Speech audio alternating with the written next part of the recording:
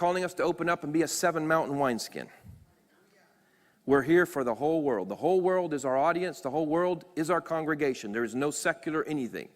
He is a God that wants to be re-imaged in every sector of society. Christian nationalism is a global movement. As Johnny Enlow has so eloquently put it for us, the world is God's congregation.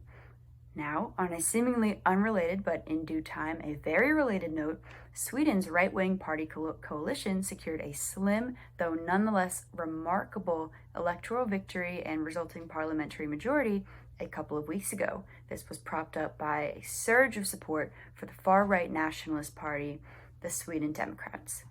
Now, Sweden is not alone. All around Europe, far-right political parties and leaders are attracting more and more support. And behind this, there is a story. A deep story, some might even say. So in Sweden and in a lot of Europe, we have these white, full-blooded Europeans who are working hard, and they are experiencing, or perceiving at the very least, a relative decline of the cultural currency that their identity as white, hardworking, full-blooded Europeans normally brings, and they're frustrated by this.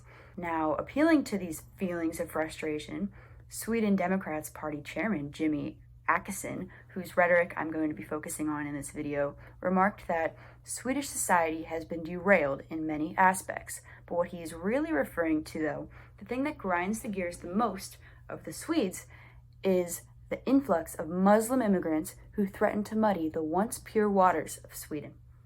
So Åkesson then and other far-right political leaders in Europe have harnessed these grievances and have put then this anti-Muslim sentiment, channeled it into a more acceptable language, where immigrants and multiculturalism, it's not about their race, it's about they are threatening national cohesion.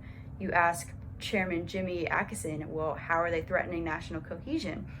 And it's because the culture that these immigrants are bringing with them is Muslim, and Sweden is built upon a 1,000-year-old Christian foundation.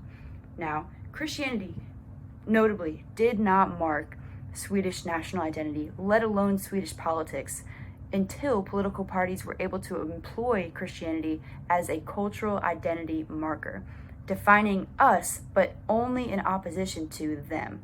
So with every reference of Sweden as a Christian nation being used to rebuke Muslim immigration and assimilation, what we're really seeing is the culturalization of religion, of the concept of religion itself for political gain. Now, you're probably like, that sounds kind of familiar.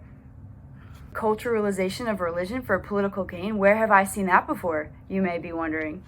In America, the 20th century, we have feelings of social decline, a perceived power decrease resulting from a lot of cultural changes going on around you, the most notable of which is giving Black people the vote and trying to integrate them into society.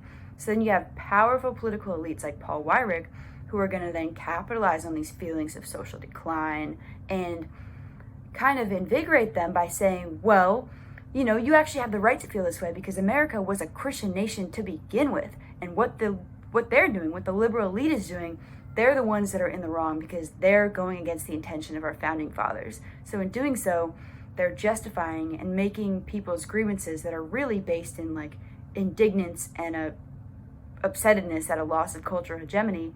They're making these totally like race-based grievances something that's legitimate. So there are notable differences between Sweden and the United States, of course. What we have in America, per Johnny Enlow and the Seven Mountain Mandate, is a Christian nationalist movement, which seeks to strategically infiltrate the government to impose an ethnic and political brand of Christianity into every aspect of American civil life. Paraphrasing Perry and Whitehead. We are nowhere near this sort of totalitarianism in Sweden. But if you ask, well, how did Christianity become ethnicized and politicized in America? It's through the same processes of religious scapegoating, or using religion kind of as a justification for the exclusion and the intolerance that of minority groups that we're seeing in Sweden right now. And I'm not saying that what we're going to see in Sweden or even Europe is going to resemble modern day American Christian nationalism.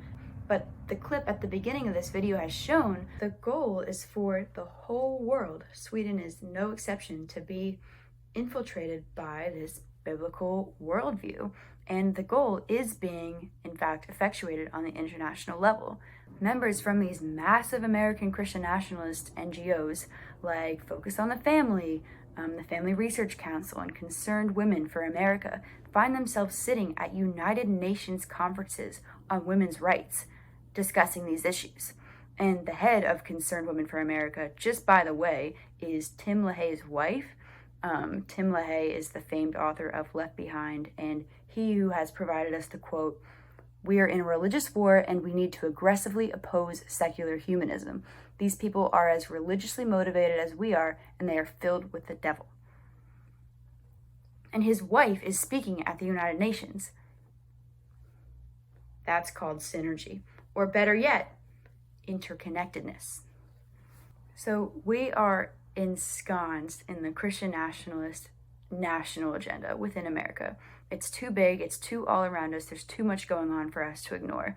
But Christian nationalism does not end where the United States border does. And that's by design. So when we see politicians like Akeson saying Sweden belongs to the Swedes, making claims like that, we should be thinking about what he means by that, who he's trying to appeal to, and how cloaking that in the language of Christianity can make these sorts of appeals seem more like a protection of human rights rather than a justification of their infringement.